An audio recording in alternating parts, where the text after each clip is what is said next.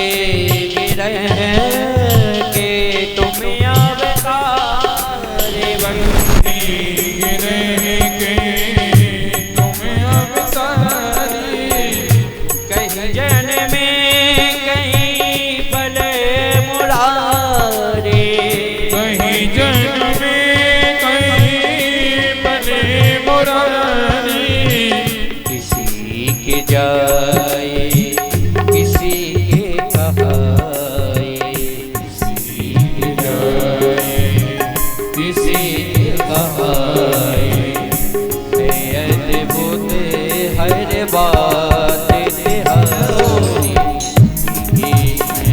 गोविंद हरे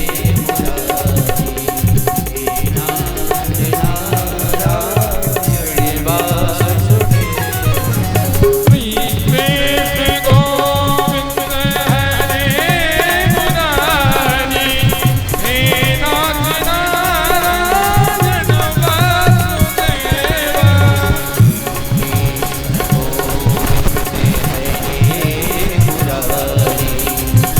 नाथ नारायण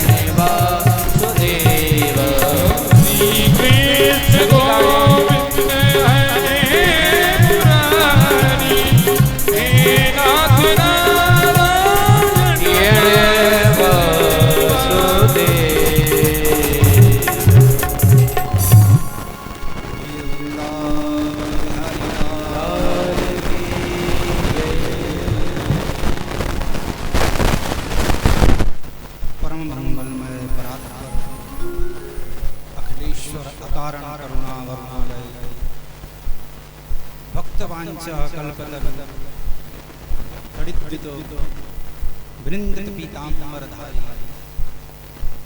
भगवान श्री बालकृष्ण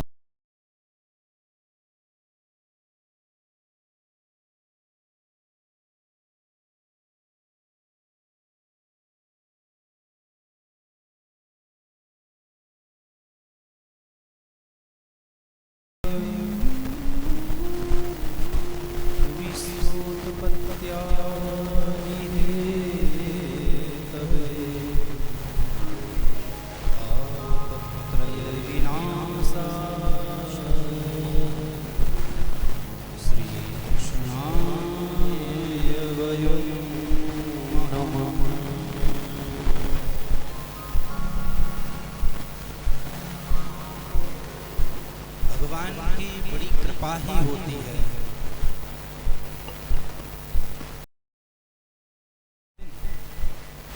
टाइम निकाल करके भगवान की मंगल मधुर कथा का श्रवण कर पाते हैं।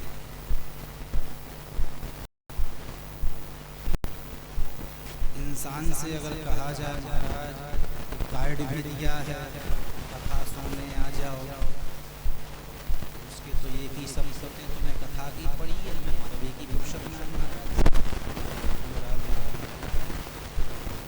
ये तो ठाकुर जी की बड़ी कृपा हो, और यह अवसर कोई बिड़ले ही होते हैं कि जो तपस्थली में बैठकर ब्रह्मा के पुत्र पुलहस्त ऋषि जो रहे हैं, उन्होंने इस बनारस में तपस्या की।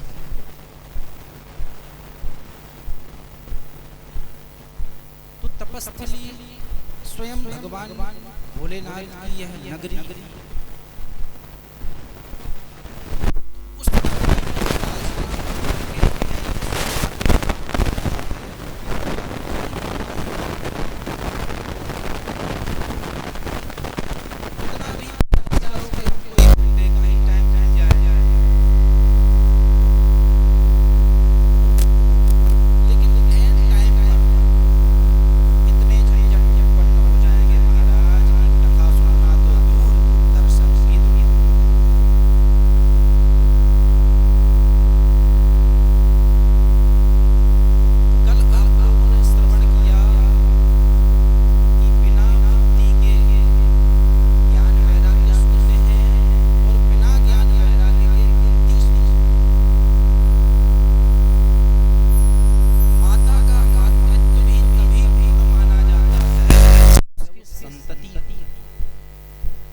माता तो तभी कही जाएगी जब संतान होगी। तो ज्ञान वैराग्य से जो समन्वित भक्ति है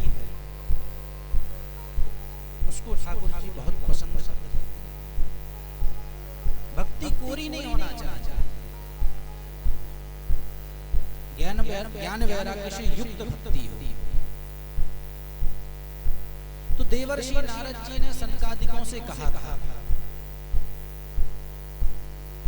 कि महाराज इस भागवत कथा से भक्ति ज्ञान वैराग्य ही पुष्ट होते हैं या पापियों के पाप भी खत्म होते हैं?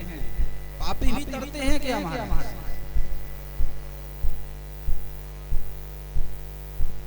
तो सनकादिक कहते हैं कि आप पापी की बात करते हो, पाप की बात छोड़ो। अरे जिसने जीवन भर पाप किए, पाप के अलावा कोई काम ही ना किया हो, बोले महाराज ऐसा भी होता है क्या? बात पे विश्वास नहीं हो रहा है। कोई ऐसा हुआ है आज तक इतिहास में? बोले बिल्कुल हुआ है। मैं एक इतिहास की सत्य घटना आपको सुनाता हूँ। इतिहास का अर्थ होता है पूर्व में यह सत्य घटित हुआ, उसे कहते हैं इतिहास।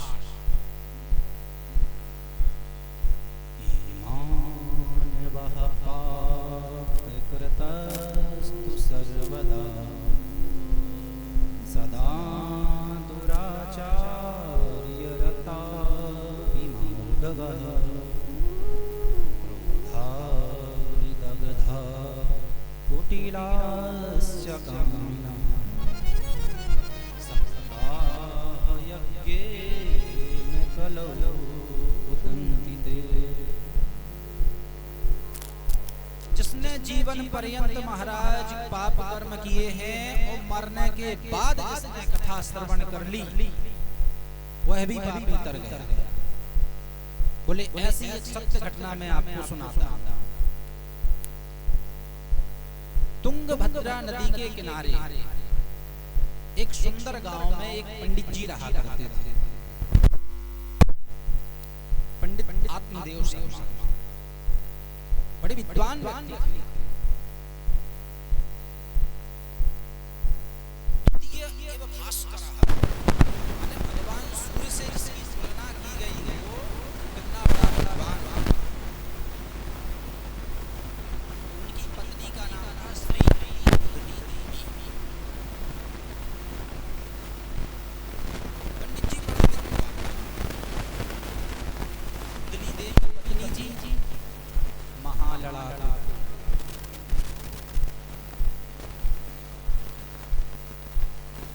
जब तक पड़ोस में लाठी चार्ज ना हो जाए महाराज तब तो भोजन ना बचे। पंडित जी फिर भी अपने जीवन का निर्वहन कर रहे थे, परंतु घर में संतान एक भी नहीं, धन दौलत अपार। कलयुग का भी ये कहीं ना कहीं प्रभाव भी होता है, हमारे पूर्व जन्म के सुकृत भी होते हैं। धन दौलत तो अपार है महाराज, भगवान का दिया हुआ तो सब कुछ है, बस खाने वाला बोलो राधे राधे।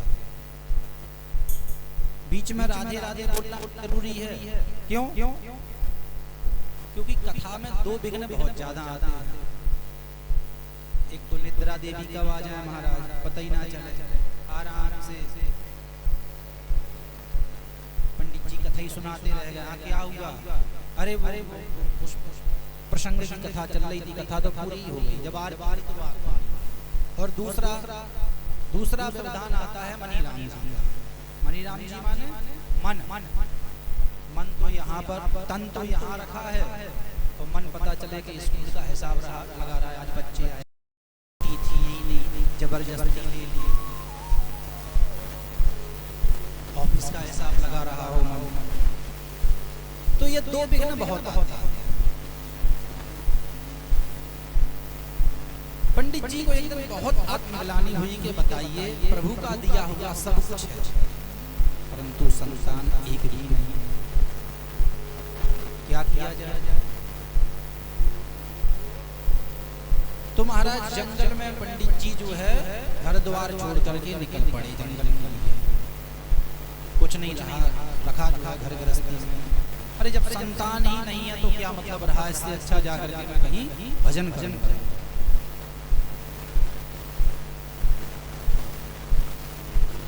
पत्नी पुत्र इत्यादि छोड़ना बहुत कठिन काम है।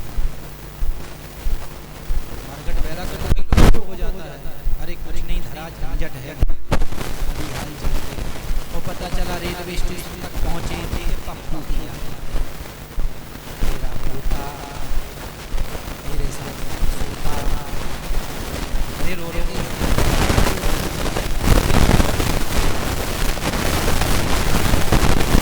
कोई पता चला कि बच्ची ने कहा पिताजी आप तो चले गए, बात देख करके आ गया। बोलो राधे राधे। तो पंडित जी तो निकल पड़े और जंगल में जाके क्या करने लगे महाराज, खूब जोर जोर से रो रहे हैं, कहे कुछ नहीं रहे। एक सन्यासी वहां से निकले, यति सन्यासी पास में पूछा क्या बात, जंगल में रो रहा है तो पक्का ही भगवान के लिए रो रहा है। पूछा सन्यासी रोदसी विप्रत्वं आते चिंतावली शक्वरं मह्यं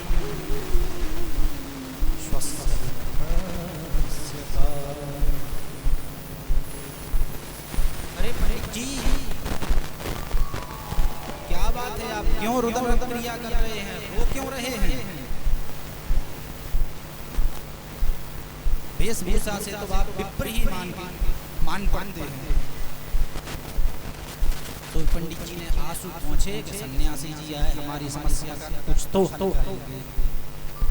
बोले महाराज मैं आपको क्या बताऊं, भगवान का दिया हुआ सब कुछ है हमारे घर में, लेकिन संतान नहीं है।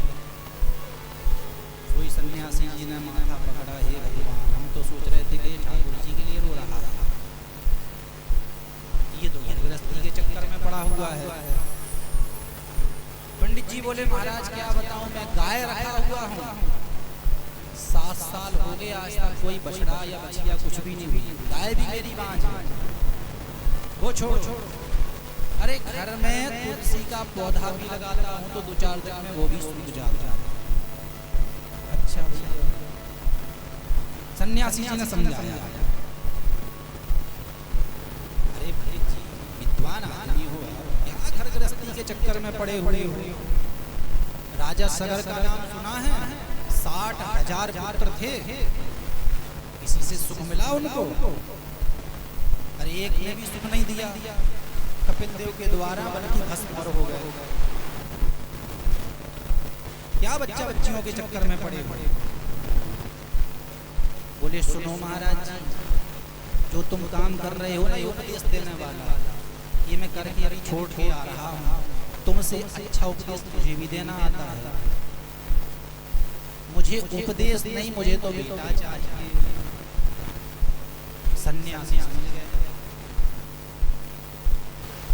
खतरनाक व्यक्ति है। तो बोले सुनो पंडित जी, सप्त जन्मावधि तब पुत्रो नहीं बचा नहीं। अरे इस जन्म की झंझट छोड़ो, तुम्हारे तो 7 जन्म में भी संतान नहीं होगी। जो इतना पंडित जी ने सुना कि अपना सर उनके चरणों में पटका, तो वहीं पर रखा था पत्थर। सन्यासी बड़ा गा, अरे जी क्या कर रहे हो? अरे भाई तुम तो मर जाओगे इस तरह। तो मैं तो इसीलिए आया हुआ था, मरने ही। तो तुमने इस जन्म की तो राम कहानी छोड़ो, 7 जन्म की और सुना दी। हम तो इसी जन्म के लिए तरस रहे थे। अब बोले या तो महाराज मुझे संतान होने का आशीर्वाद दीजिए, नहीं तो मैं अपनी बार ऐसा सर पटूंगा कि मैं तो मर ही जाऊंगा, लेकिन ब्रह्म हत्या की तो लगेगी।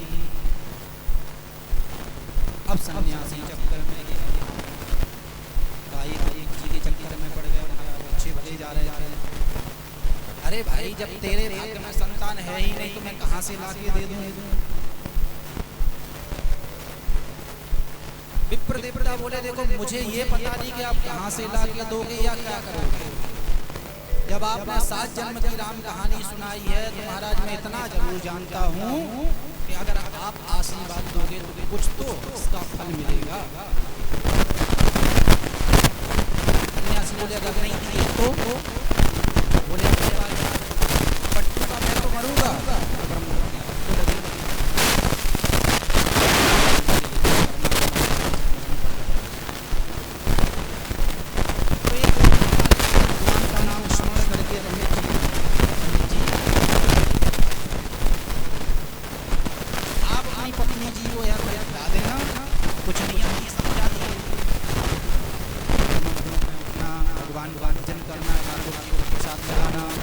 उसके बाद स्वयं भोजन पाना इत्यादि इत्यादि नियम। ठीक है महाराज जी, पंडित जी प्रसन्न हो गए। वाह, संत महापुरुषों की तो बात ही अलग होती है, बड़े दयालु बड़े कृपालु होते हैं।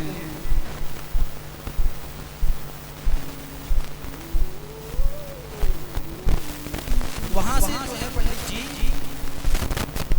तुरंत घर के लिए दौड़ लगाते हैं और घर आते हैं और बाहर से चिल्लाते हैं अपनी पत्नी को, अरे धुंधली देखो तेरे लिए क्या लेके आया हुआ। धुंधली भी अंदर से सोची वाह कोई मोटा जजमान मिला है, बाहर से चिल्ला रहे इसका मतलब तगड़ा मिला है पंडित जी। तो तुरंत दौड़ती हुई आई, हाँ महाराज कहिए। अरे बोले देखती नहीं हो ये क्या है मेरे हाथ में? क्या है महाराज? अरे देख ये फल ये तू खा लेगी और 9वें महीना बाद हमारे भी संतान होगी, तू गर्भवती हो जाएगी। सोई धुंधली ने अपना साथ हम तो सोच रहे थे कि कोई बढ़िया सी पंडित जी मिले होंगे या जजमान 9 लखा हार लेके आ रहे होंगे मेरे लिए, मैं तो यही चक्कर में थी। अब पंडित जी से तो कुछ नहीं बोले। अच्छा हाँ महाराज मैं जरूर पालूंगी, अभी ऐसे थोड़ी पाऊंगी, स्नान करूंगी, ठाकुर जी को प्रसाद लगाऊंगी, उसके बाद में पालूंगी। ठीक है। अब धुंधली तो सर पकड़ के बैठ गई, पता नहीं किस बाबा जी ने दिया होगा, कौन सा मंत्र पड़ा होगा।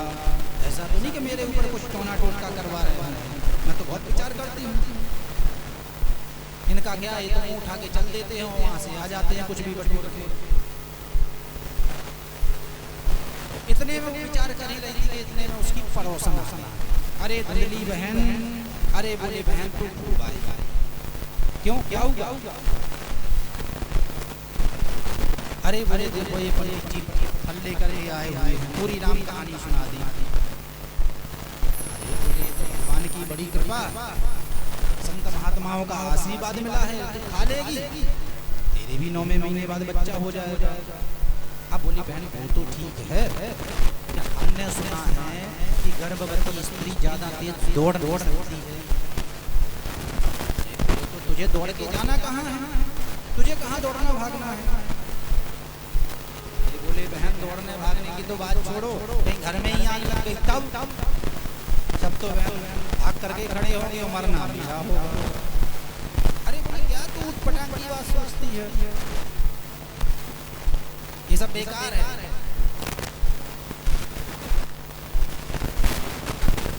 अच्छा बोली बहन मैंने एक बात और सुनी है कि गर्भवती स्त्री ज्यादा भोजन नहीं कर सकती।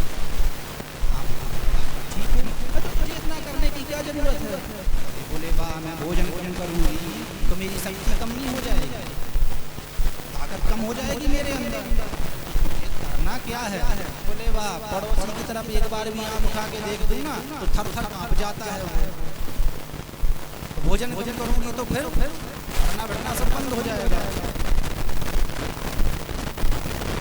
कितने पुत्र किए फल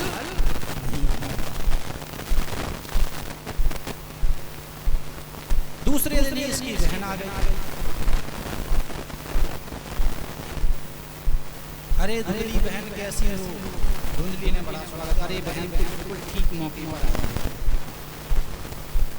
बोली बहन ऐसे ऐसे पूरी राम कहानी उसको भी सुना दी कि ऐसे ऐसे करके करके आए हैं। बहन भी चाहे कि मेरे के तो सभी पे भी घटित हो सकती है। और पांचों गणिकाएं बंटवारा करके बोली अब इसकी लाश को कहाँ ठिकाने लगाएं? बोली देखो बहन बाहर जाएंगे तो पकड़ी जाएंगे, अरे यहीं गड्ढा खोदो वो यहीं पर सीधा इसको गाड़ दो। तो धुंधकारी को वहीं पर गड्ढा करके गाड़ दिया। तो पांचों बंटवारा करके अपने घर से निकल पड़ी। गोकर्ण जी को जब पता चला कि भैया जी तो हमारे पधार गए, तो गया जी में जाकर के उन्होंने विधिवत श्राद्ध किया। और श्राद्ध करके जब घर को लौटे, घर को आए, तो आते आते उनको रात्रि हो गई। गोकर्ण जी परम विद्वान बोले अब इस समय मोहल्ले वालों से क्या कहूंगा, किससे क्या कहूं, अपने रात्रि विश्राम करूंगा, सुबह सबसे प्रातः काल मिलूंगा। तो जैसे ही रात्रि में लेटे कि उनको एक भैंसा दिखाई पड़ा। वही भैंसा तो वही इंसान बन जाता, कभी हाथी बन जाता, कभी गधा बन जाता, प्रयास करता है डराने का। गोकर्ण ने पूछा भैया कौन हो तुम, इस तरह रूप क्यों बदल रहे हो? तो बोले कुछ ना, केवल रोए जाए। गोकर्ण जी समझ गए और तुरंत जल में हाथ में जल लिया और मंत्र पढ़ के जैसे ही उसके ऊपर मारा तो तुरंत वह पुरुष बोल पड़ा। क्या कि अहम भ्राता त्वदीयोऽस्मि धुंधुकारीति नामतः स्वकीयेनैव दोषेण ब्रह्मत्वं नासितं मया। अरे भाई मैं तो तुम्हारा ही भाई धुंधकारी हूं। इतना शब्द सुना गोकर्ण ने तो रहेगा अरे भाई तुम कहां से यहां? सुना था कि तुम्हारा प्राणांत हो गया है, तो मैंने विधिवत गया जी में जाकर के श्राद्ध किया, पर तुम्हारी मुक्ति क्यों नहीं हुई?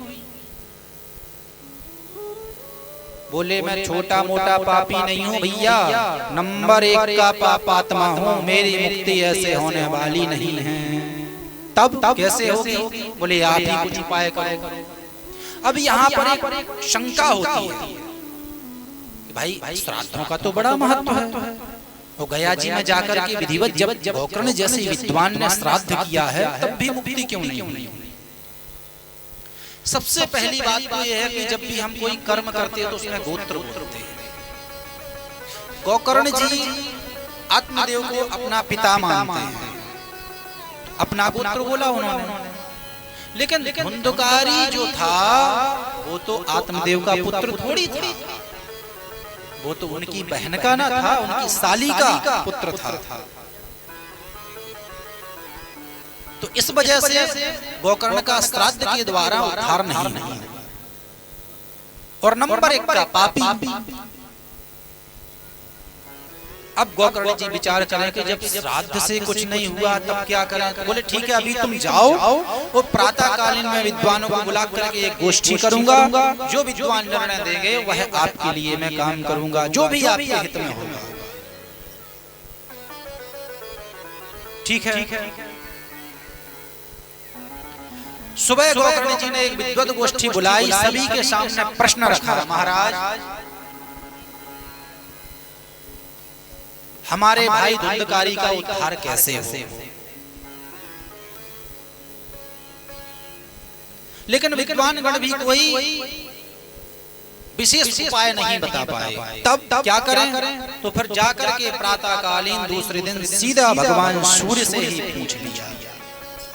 और भगवान सूर्य ने उपाय बताया। क्या? बोले श्रीमद्भागवतां मुक्तिः सप्ताहं वाचनं कुरु अरे गोकर्ण जी, अपने भाई को साप्ताहिक श्रीमद् भागवत कथा सुनाइए, उसी से उसका उद्धार हो जाएगा। सुनकर के प्रसन्न हो गए गोकर्ण जी महाराज।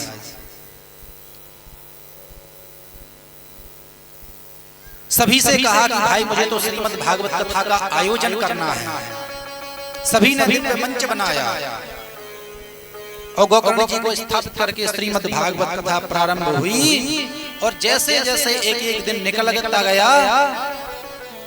उसी प्रकार धुंधकारी का भी उद्धार धीरे धीरे होना शुरू हो गया। क्यों? धुंधकारी भी वहां विराजमान था, क्योंकि वो तो प्रेतात्मा था, तो वायु में इधर से उधर भटक जाता था। तो वह बांस के सप्त ग्रंथि वाले एक कोले में बैठ गया, और जैसे जैसे एक एक दिन बीता, एक एक ग्रंथि फटती गई। और जैसे ही 7वां दिन हुआ तो धुंधकारी का उद्धार हो गया, और तुरंत एक दिव्य रूप बना करके धुंधकारी प्रकट हो गया। बोले भगवत्सल भगवान की जय। और भागवती महिमा गाने लगा कि धन्या भागवती वार्ता प्रेत पीड़ा विनाशिनी, सप्ताहोऽपि तथा धन्यो कृष्णलोक फलप्रदः। भगवान की दिव्य भागवत की महिमा गाने लगा। प्रसन्न होकर के धुंधकारी बोलने लगा, जो है महाराज की इस भागवत की महिमा का तो कहना क्या है, जिसने मुझ जैसे प्रेतात्मा को भी तार दिया। श्री राधे राधे। हम हो गए भव से पारे, लेकर नाम तेरा। हम हो गए भव से पारे, लेकर नाम तेरा। हम हो गए भव से पार, लेकर नाम तेरा। वो नाम तेरा, नाम तेरा, नाम तेरा, नाम तेरा। वो नाम तेरा, नाम तेरा, नाम तेरा, नाम तेरा। हम हो गए भव से पार, लेकर नाम तेरा। हमें हो गए भव से पार, लेकर नाम तेरा।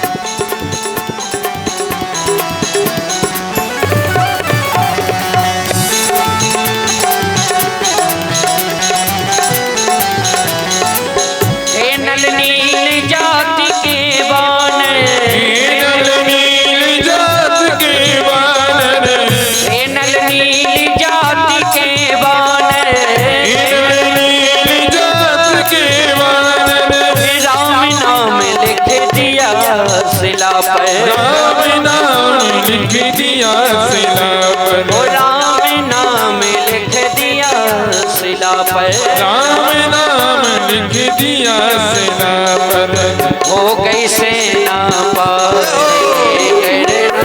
तेरा, हो गई सेना पार लेकर नाम तेरा, हमें हो गए भव से पार लेकर नाम तेरा, हमें हो गए भव से पार लेकर नाम तेरा। राघवेंद्र सरकार की जय हो।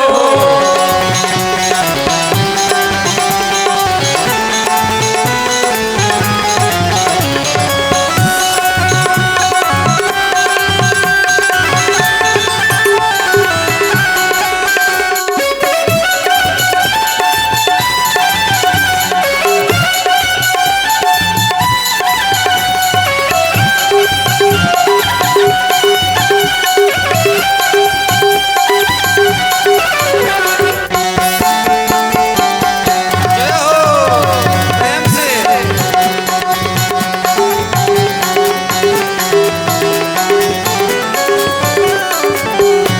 इस सभा में द्रौपदी दुलारी, हरी सभा में द्रुपदी दुलारी, कृष्ण द्वारिका नाथ पुकारी, कृष्ण द्वारिका नाथ पुकारी, कृष्ण द्वारिका नाथ पुकारी, कृष्ण द्वारिका नाथ पुकारी, अजी बढ़ गया तीर अपार नाम तेरा, बढ़ गया तीर अपार लेकर नाम तेरा, हमें हो गए भव से पार लेकर नाम तेरा, हो गए भव से पार लेकर नाम तेरा, हमें हो गए भव से पार लेकर नाम तेरा, हम हो गए भव से पार लेकर नाम तेरा, हमें हो गए भव से पार लेकर नाम तेरा, हम हो गए भव से पार नाम तेरा,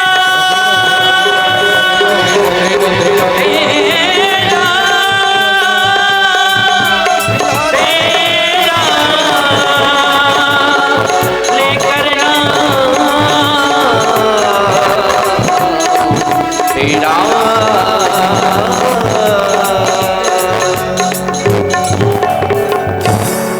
राघवेंद्र सरकार की श्री बांके बिहारी लाल की जय हो।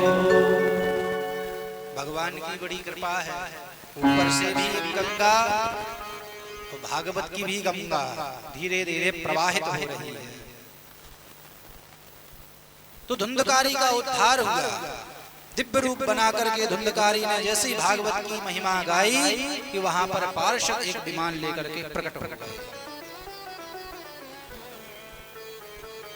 और धुंधकारी को उस विमान में जैसे ही बिठाने लगे तो गोकर्ण जी ने रुका, अरे भैया ठहरो, इतने भी तो श्रोता समुदाय बैठे हुए थे, तुम एक ही विमान क्यों लेकर आए?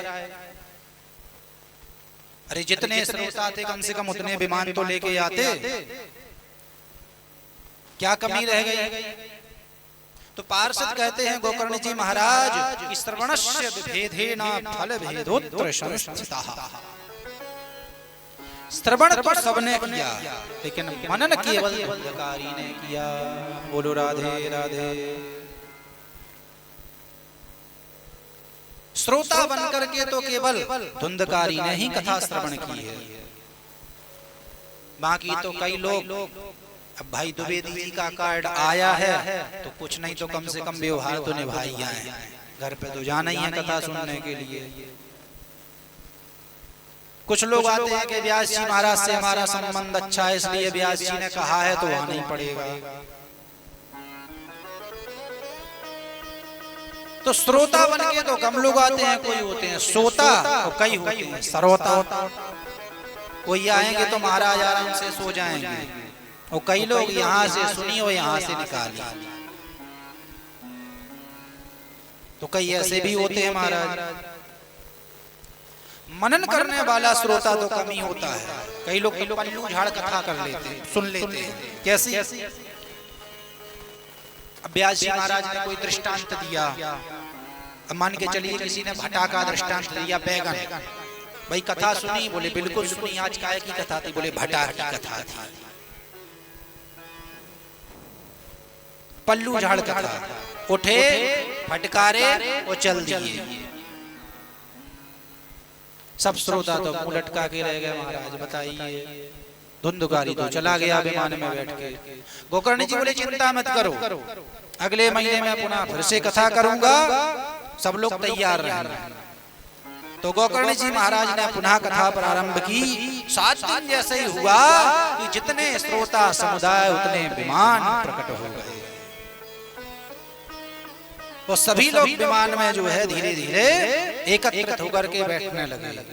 और जैसे ही सभी लोग बैठे कि भगवान श्री नारायण प्रकट हो गए। वो धुंधकारी को तो गले से लगा, गोकर्ण को तो गले से लगा लिया। अरे गोकर्ण तुम तो मेरा ही स्वरूप हो गए।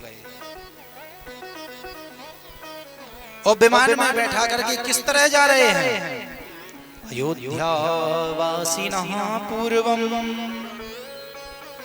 यथा रामेण संगतः तथा कृष्णेन ते नीता गोलोकम योगी दुर्लभम।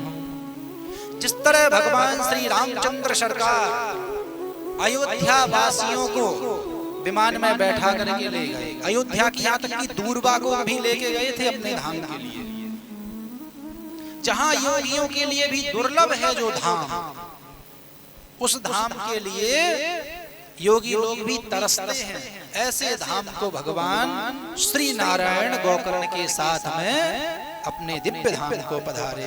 बोलिए भक्त वत्सल भगवान की जय हो। नारद जी बोले गजब हो गया महाराज, ऐसे ऐसे भी पापात्मा तर गए, हम तो सोचिए ही नहीं थे। अब बोले महाराज जरा भागवत कथा का नियम क्या है ये और बताइए। तो महत्व के 6ठम अध्याय में, एक अध्याय में जो है नियमावली बता रहे हैं। भाई डॉक्टर दवा देता है तो नियम भी तो समझाता है। तो बोले कि नियम सबसे पहले तो यही है कि व्यास गति के लिए कोई विरक्तो वैष्णवो विप्रः, विप्र ब्राह्मण ही होना चाहिए। ये स्वयं भागवत जी में लिखा है महाराज। आजकल तो विडंबना है, आजकल तो जो चाहे सो वही कथा। हम क्यों नहीं कर सकते हैं? पंडित जी ऐसा कर सकते हैं। तो विप्र का अर्थ होता है जन्मना ब्राह्मणा गया संस्कारात् तुज उच्यते विद्या विर्च भवेद विप्रः तर्भिर्श्रेयमुच्यते। जो जन्म से हो, जिसने जन्म लिया ब्राह्मण कुल में, वो ब्राह्मण कहलाता है। संस्कारात् तुज उच्यते, संस्कार माने यज्ञोपवीत संस्कार से जो समन्वित हो। ब्राह्मण का भी दूसरा जन्म होता है महाराज। यज्ञोपवीत जिसका संस्कार होता है वह ब्राह्मण का दूसरा जन्म होता है, वो द्विज कहलाने के योग्य होता है। माताओं का दूसरा जन्म होता है संतान को उत्पत्ति देने में। और विद्या भेद विप्रः, और विद्या से जो समन्वित होता है वह विप्र होता है।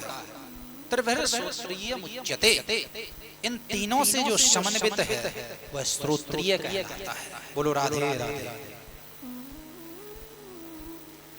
तो विप्र होना चाहिए, ब्राह्मण होना चाहिए, विद्वान होना चाहिए। दिव्य व्यासपीठ का निर्माण करे। कथा तो इस प्रकार बतलाई गई है जैसे बेटी का विवाह करते हैं, जिस तरह विवाह की तैयारी करते हैं वैसे कथा की भी तैयारी करना चाहिए। बोले महाराज खाने पीने का, बोले 7 दिन तक बिल्कुल निराहार होकर कथा सुने। बोले हो गई महाराज कथा। अरे बोले निराहार नहीं रह सकते हो भाई, तो घी पियो, व्रतम पीत्वा। बोले बाहें चुपड़वे का मिलना रहा महाराज शुद्ध घी, तुम पीवे की बात कर रहे हो। घी दूध दही के जमाने, घी के जमाने छोड़ो, पहले शुद्ध मिलता था। तो बोले कम से कम भाई फलाहार करके बैठे। तो आजकल तो महाराज फलाहार के नाम पे पूरा फुलाहार होता है। फलाहार में फल तो कहीं नजर ही नहीं आता। कूटू की पकौड़ी और सिंगाड़े का ये हलवा और ना जाने क्या का रबड़ी और तस्मई। तो क्या आज महाराज एकादशी तो है हमारी, ये बोलते हैं। भोजन से ज्यादा फलाहार होता है।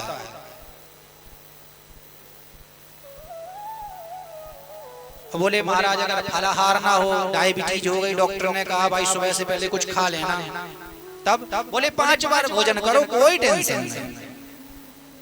भोजनम तु वरम मन्ये कथा श्रवण कारकम। कथा में विघ्न उत्पन्न नहीं होना चाहिए। तो बोले फलाहार की बात क्यों कर रहे थे आप? बोले फलाहार की इसलिए कह रहे थे क्योंकि भोजन का एक गुण है। भोजन करोगे और बाद में कथा सुनोगे तो निद्रा आएगी। अब बोले वाह महाराज हमारी तो जठराग्नि बिल्कुल प्रबल है। तो बोले आराम से आप जो है भोजन करो, फलाहार की भी जरूरत नहीं है। भागवत कथा सुनने में किसी भी तरह का व्यवधान नहीं होना चाहिए। पूज्य श्री डोंगरे जी महाराज कथा जब करते थे, अद्भुत विद्वान वृंदावन के, वो दूध और दलिया खा करके कथा करते थे। तो बोले इस प्रकार से आराम से आप जो है कथा की नियमावली बतलाई। बोले और भी कोई नियम है महाराज? बोले 7 दिन प्रेम से बैठ करके कथा को श्रवण करना चाहिए। जो है कथा को एकदम शांति पूर्वक सुनना चाहिए। एक एक श्लोक पर, एक एक श्लोक के शब्द पर भी ध्यान रखना चाहिए। क्यों? अब बोले महाराज संस्कृत तो हमें आवे ना। कई लोग तो बोलते हैं महाराज हिंदी में पाठ नहीं होता है। अरे भगवान, हिंदी में कभी पाठ होते हैं? कुछ पाठ हैं कि कहीं दुर्गा चालीसा इत्यादि, बाकी जो विधिवत अनुष्ठान जो कहा गया है वो तो संस्कृत ही है। जितने भी धर्म पंथ कहे गए हैं वो भी अपना कहीं बाइबल पढ़ना जानते हैं तो कहीं कुरान पढ़ना जानते हैं। हम ही लोग एक ऐसे हैं महापुरुष कि जिनको संस्कृत का सा नहीं आता। बच्चों को मंदिर ले जाने में भी शर्म लगती है कई लोगों को। तिलक लगाने में, चोटी रखने में महाराज शर्म लगती है।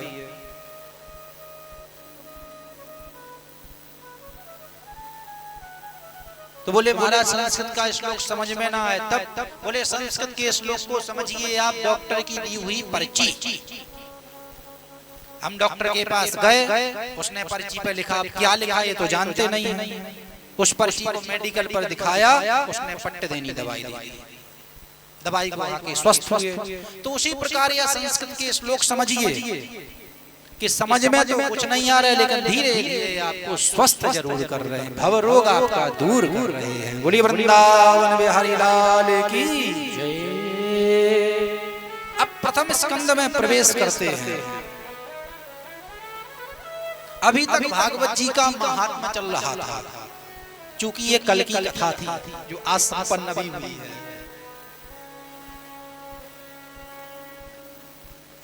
कि जन्माद्यस्य यन्तुं मयादितरतस् चार्थे स्वभिभ्यः स्वरा तेने ब्रह्महृदाय कवये मुह्यन्ति सूरयः तेजो वारिमृतां यथा विनिमयो यत्र त्रिसर्गो मृषा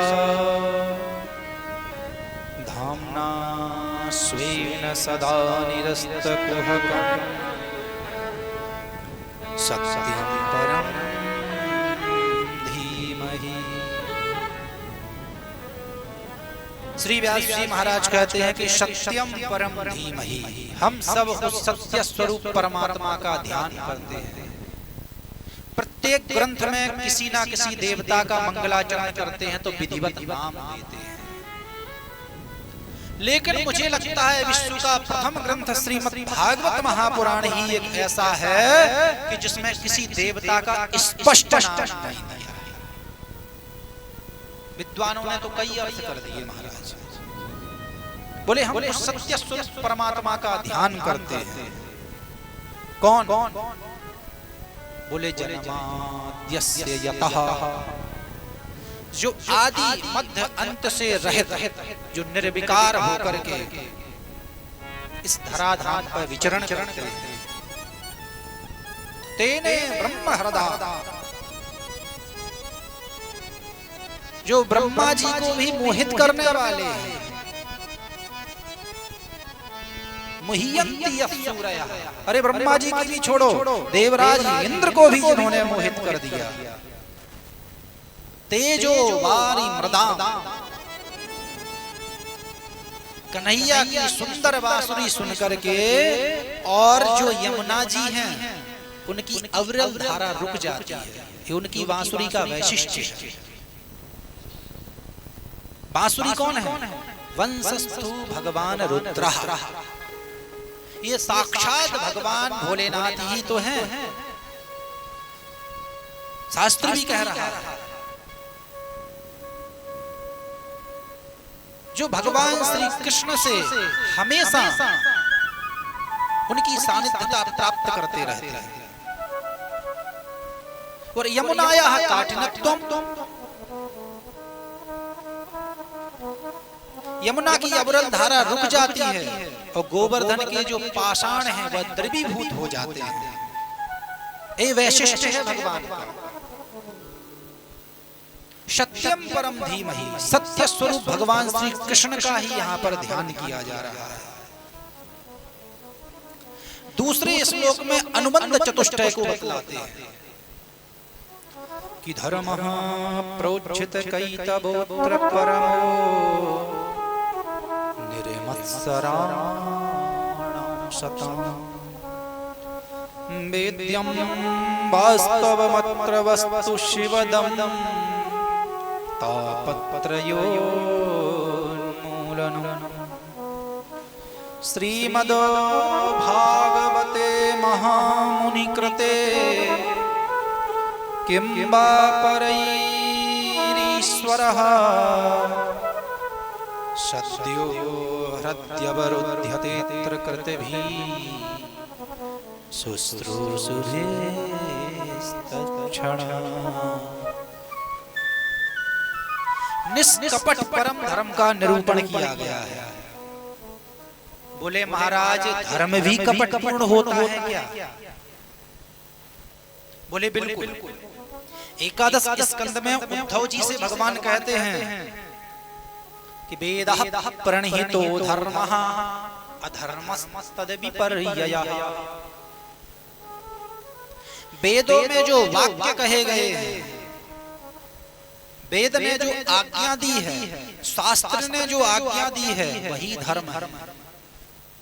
इससे विपरीत जो है वो अधर्मस्तद्विपर्ययः, वह अधर्म स्वरूप हो जाएगा। क्या आज्ञा दी है? बोले आचार्य देवो भव, मातृदेवो भव, पितृदेवो भव।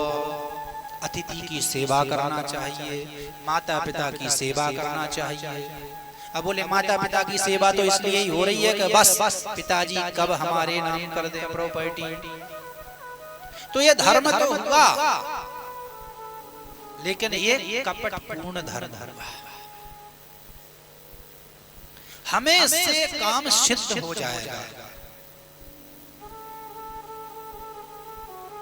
तो वह निष्कपट नहीं, कपटपूर्ण धर्म कहलाएगा। तो इस भागवत के मंगलाचरण में निष्कपट परम धर्म का निरूपण कर रहे हैं। बोले महाराज इससे क्या होगा फिर? अस्तु शिवदम कल्याणम, जो इसकी महिमा सुनेगा, गाएगा, सुनाएगा, उसका कल्याण हो जाएगा।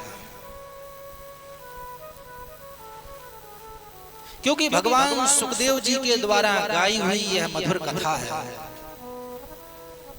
और ठाकुर जी उसके हृदय में आकर के अवरुद्ध हो जाएंगे, विराजमान नहीं कहा, सद्यो हृद्यवरुध्यतेऽत्र कृतिभिः। अवरुद्ध का अर्थ होता है कि महाराज आ तो गए और गेट बंद कर दिया जाए कि अब तो कथा समापन होने के बाद ही जाओगे, तो क्या कहोगे? फंस गए, अवरुद्ध कहा जाएगा। तो ठाकुर जी भी उसके हृदय पटल में अवरुद्ध हो जाते हैं, विराजमान नहीं होते हैं। विराजमान का अर्थ तो होता है महाराज जब आना हुआ सो आ गए, और जब इच्छा हुई सो उठ के चल दिए। कब? बोले शुश्रूषुभिस्तक्षण, तत्क्षण उसके में जो है हृदय में, हृदय पटल में उपस्थित हो जाते हैं, अवरुद्ध हो जाते हैं। और तृतीय श्लोक में कह रहे हैं कि निगम कल्पतरोर्गलितं फलं सुख मुखादमृतद्रव संयुतं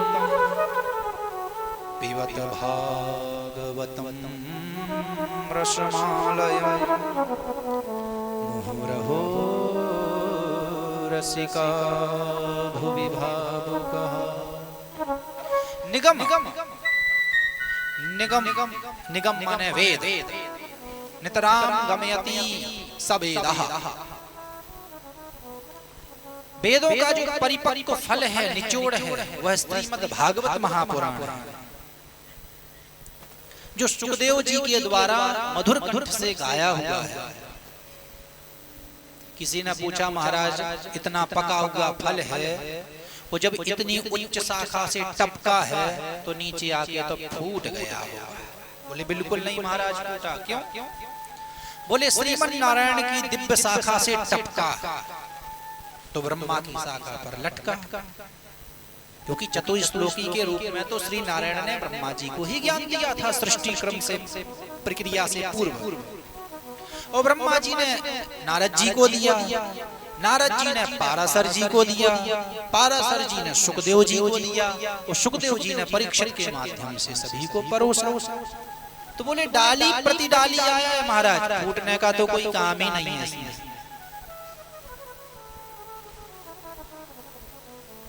तो बोले महाराज क्या करें? बोले पिबत भागवतम रसमालयं, इसको पियो। बोले वाह महाराज, फल भी कभी पिया जाता है क्या?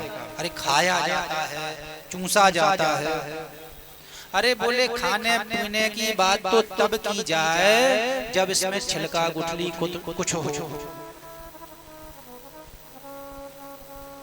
ये तो पका हुआ बिना छिलका गुठली वाला भागवत रूपी फल है, इसको तो पियो। बोले कितनी बार? बोले मुहु रहो, मुहु बार बार पियो।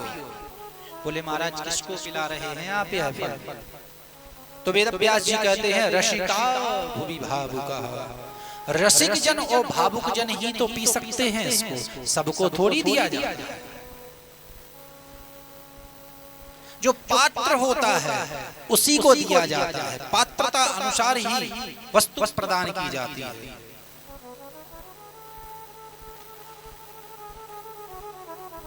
तो वेद व्यास जी महाराज ने भागवत रूपी मंगलाचरण करते हुए, भगवान श्री कृष्ण का दिव्य ध्यान करते हुए आगे नैमिषारण्य की पावन भूमि में सुसौनक संवाद के माध्यम से यह सत्र चला रहे हैं।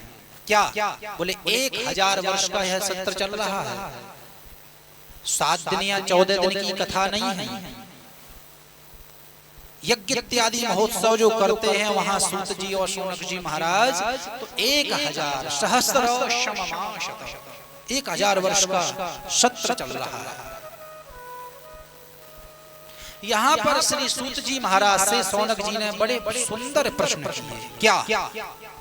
कि किम श्रेयः शास्त्र सारः कः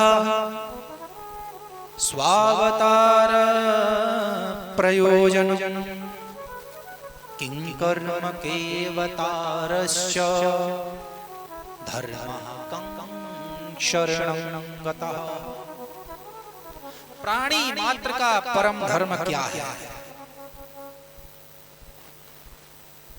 शास्त्रों का सार क्या है? तीसरा प्रश्न, भगवान के अवतार लेने का प्रयोजन क्या है? वो तो सर्वसमर्थ ईश्वर है, उसको अवतार लेने की क्या जरूरत है?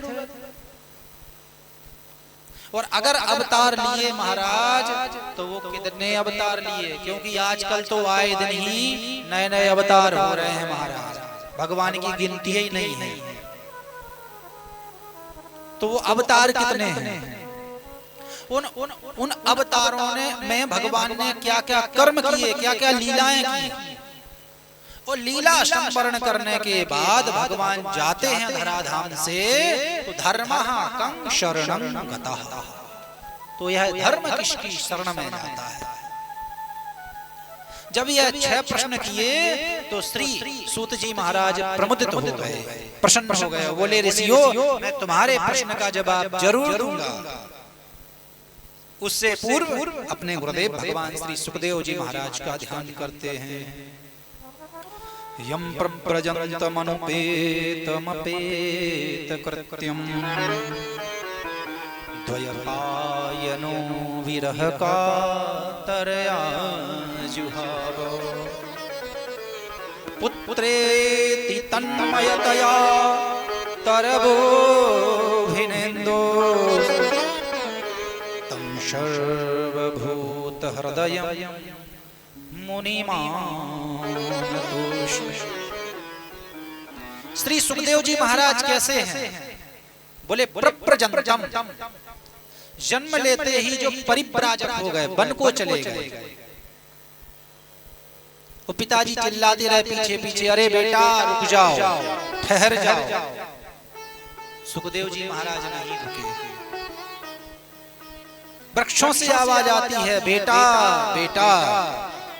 मानो वृक्ष भी कहना चाहते हैं कि हे वेदव्यास जी महाराज, मेरे भी तो पुत्र होते हैं फल रूप में। मैं अपने हजारों पुत्र, हजारों फल स्वरूप में कल्याण हेतु संसार को प्रदान कर देता हूं, आप अपने एक ही पुत्र को प्रदान कर दीजिए। ऐसे सर्वभूत हृदय सम्राट श्री सुखदेव जी महाराज का हम सब मिलकर के बारंबार प्रणाम करते हैं। सूत जी महाराज प्रश्नावली नहीं करते हैं महाराज। कई लोगों की तो आदत ही होती है, अरे पंडित जी की तो उम्र ही ना है अभी इतनी, या पंडित जी इतने वयोवृद्ध हैं, कछु अनुष्ठान कर पाएंगे कि नहीं। कलयुग के प्राणी, एक गांव में 2 व्यक्ति थे। अच्छा, वो हर चीज में जो है ना कुछ नुस्ख निकालते थे, गलतियां। इसने देखो यहाँ ऐसी गलती की, उसने ऐसी गलती थी।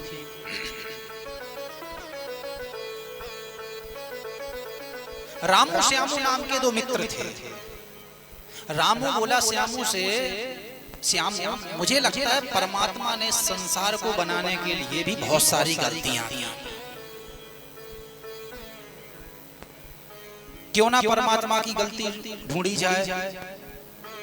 श्यामू बोला, वाह क्या मौलिक प्रश्न किया आपने।